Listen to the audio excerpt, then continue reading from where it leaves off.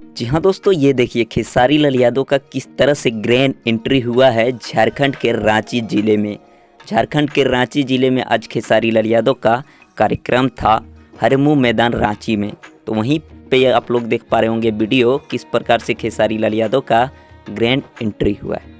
और देख सकते हैं कितना जन सैलाब आ गया था पूरा रांची के हरमू मैदान में। ये है खेसारी लाल यादव का पावर भाई। झारखंड हो, बंगाल हो, बिहार हो या फिर अदर कहीं भी हो, खेसारी लाल यादव का जलवा बिखेरते ही भाई। और आप लोग ऐसे ही प्यार बनाए रखिए। कुछ देर बाद आप लोगों को पूरा चैनल पे वीडियो मिलेगा खेसारी लाल यादव के हरमू रांची ज़िले का स्टेज शो का। पूरा वीडियो अभी भी अपलोड है, जाके देख सकते हैं। गर्दा वाला स्टेज शो नेक्स्ट पिछला वीडियो में अपलोड हुआ है। तो ऐसे ही प्यार आशीर्वाद बनाए रखें।